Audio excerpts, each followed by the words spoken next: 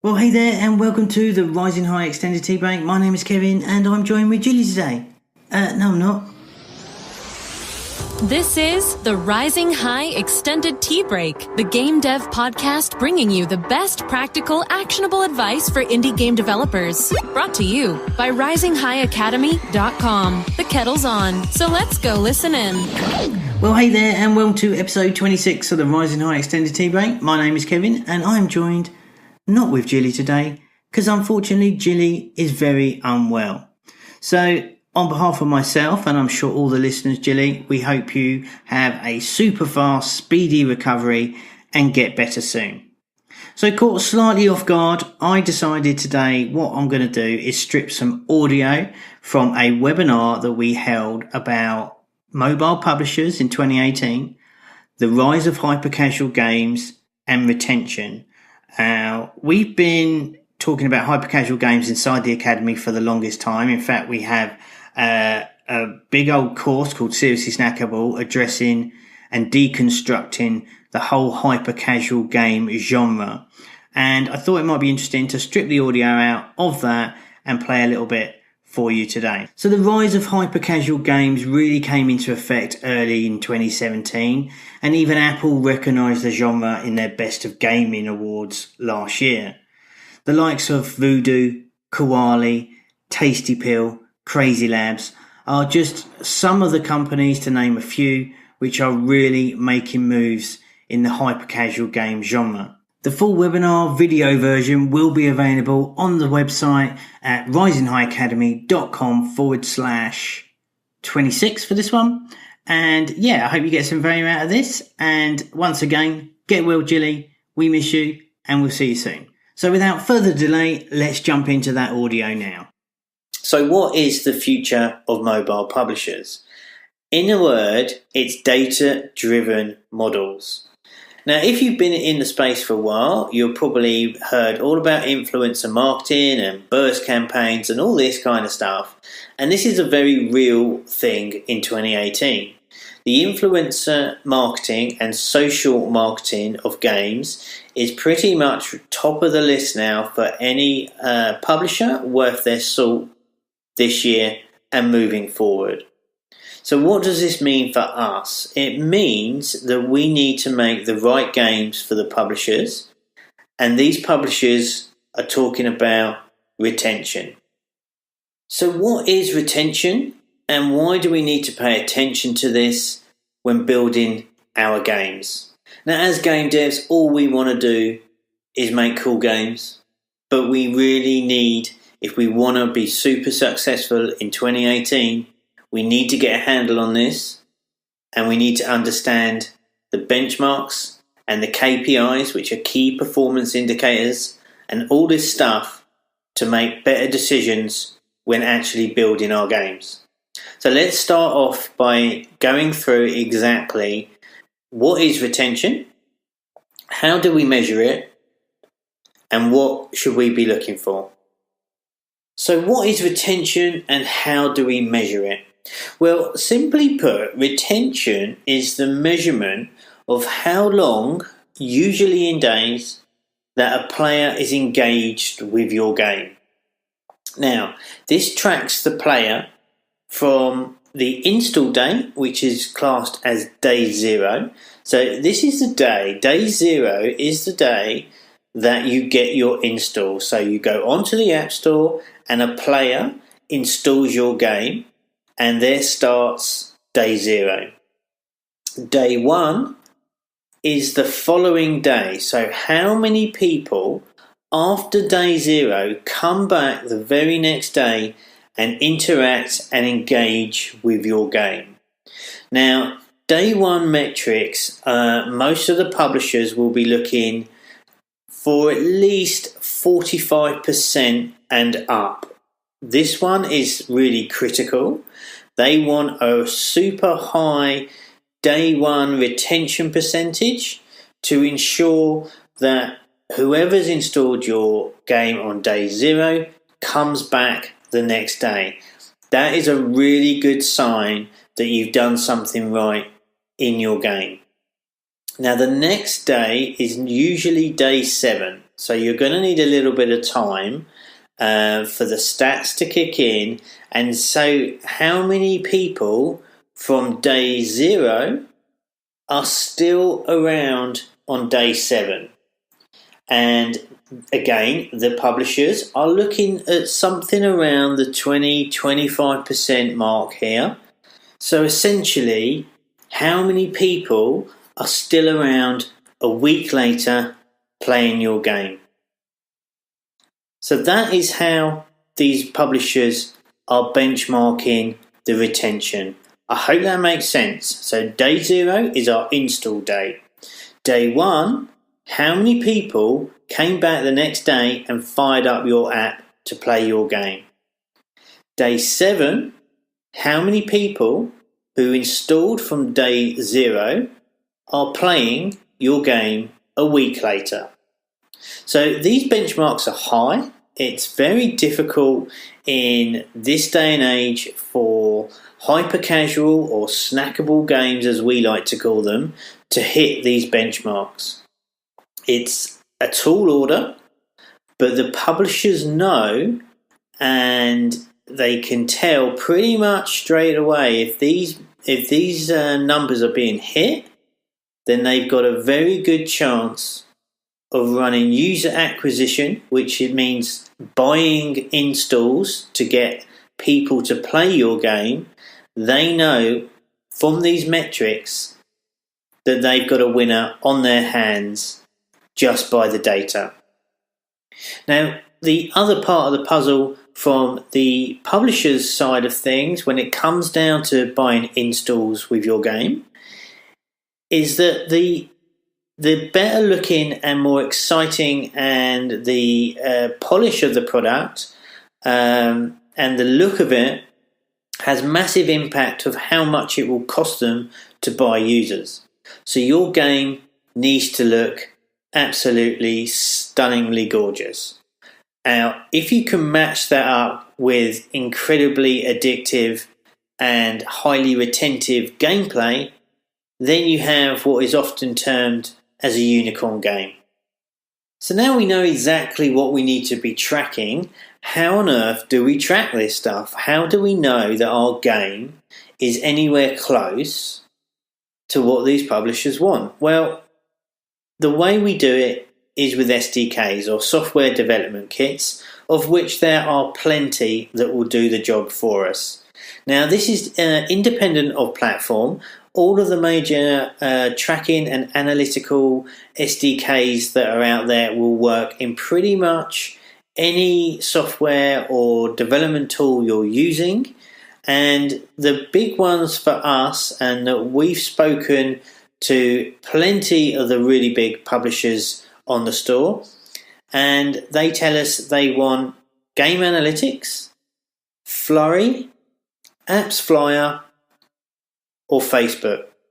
So all of these will have their pros and cons, but all will track retention and various other analytics that we can drill down to that will help us understand what's going on under the bonnet in our game. So we're going to need to get that into our games, but how do we drive enough traffic to get some people playing our games if we launch and we only get one download a day?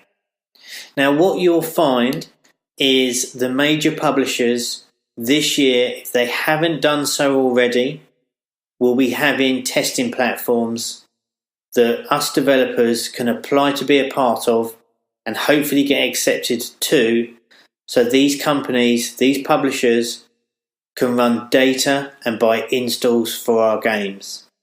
So the likes of the Voodoos, the Ketchaps, the Absolutes, the Nanovations, the Umbrellas, these guys, if they haven't done so already, will have testing platforms to set up so you can go on and they will buy a limited amount of traffic to send into your game to get the benchmarks. So whether they go out and buy 1,000 or 2,000 installs to get a big enough data set to work out whether or not your metrics are good, then that is how it's done.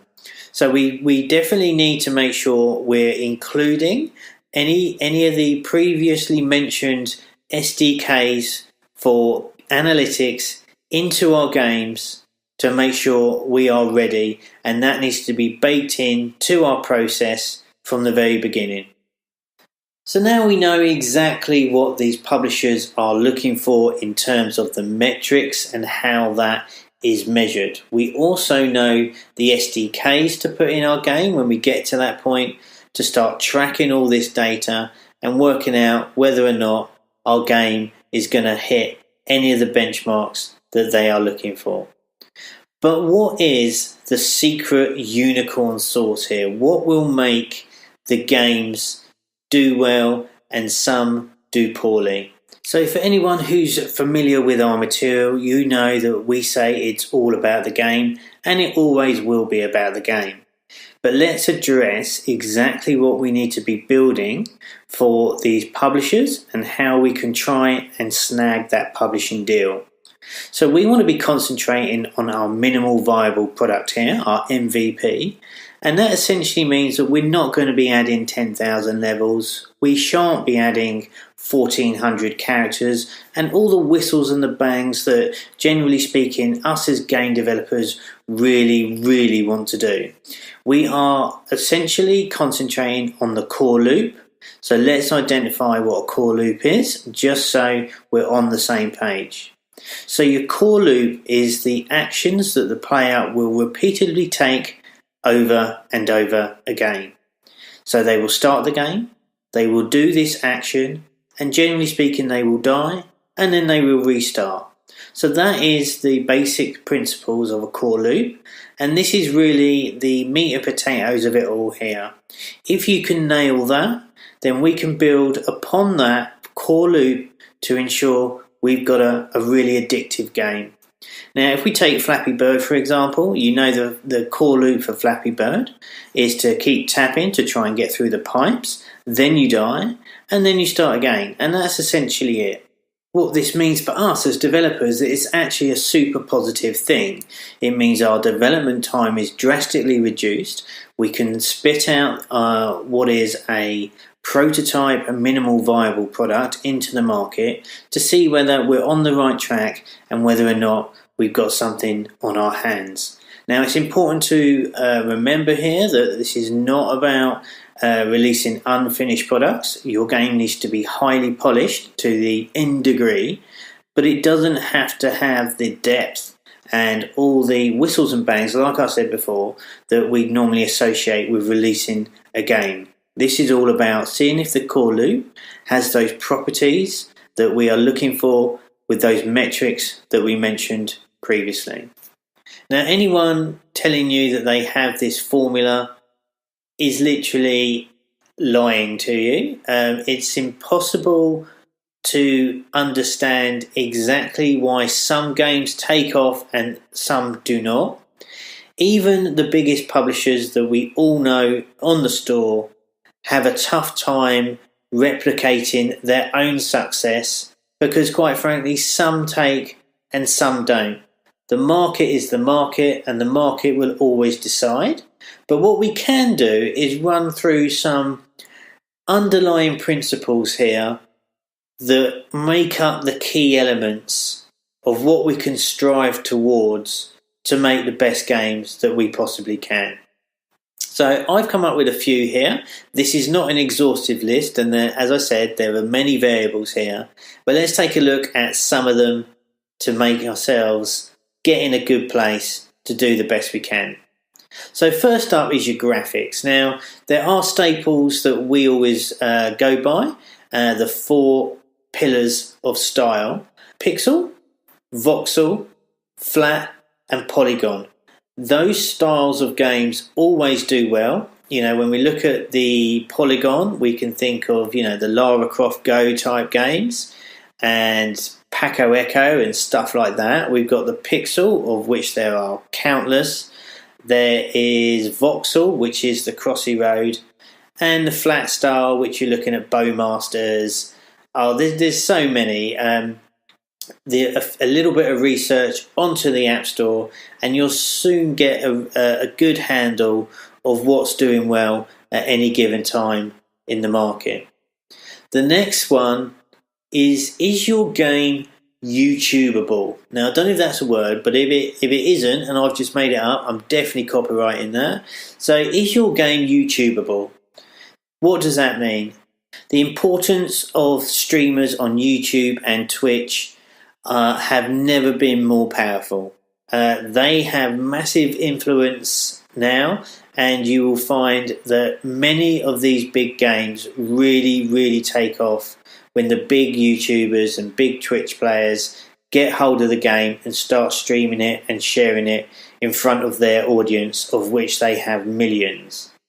So how is your game going to look when someone's going to play it on a live stream?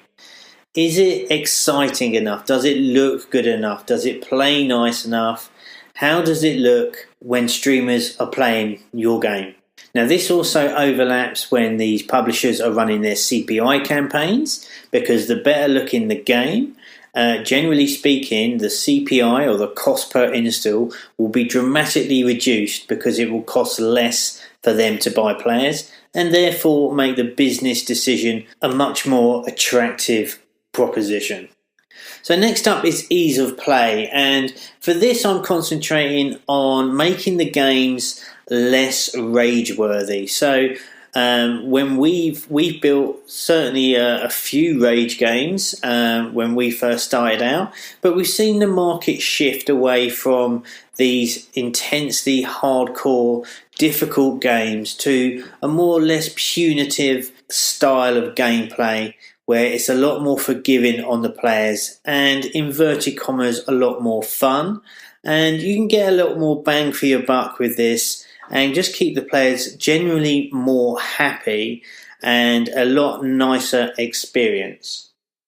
Then we go on to fun. Now, fun's a difficult one to define. What's fun for some may not be fun for others, but generally speaking, you want to be creating some smiles, and you want to have some positive emotions when it comes into the gameplay, and give your players plenty of rewards and just make it a nice, pleasant experience. So there you have it. I hope you found that interesting. The full video version will be available on the website at RisingHighAcademy.com. Once again, all our wishes go out to Jilly. Hope you feel better soon. And yeah, normal service should be resumed next week. And from me, that'll do. Okay, guys, happy building, and we'll speak to you soon. You've been listening to the Rising High Extended Tea Break. To learn more about the resources mentioned in today's show, or to find out more about the Rising High Academy, visit RisingHighAcademy.com. That's RisingHighAcademy.com.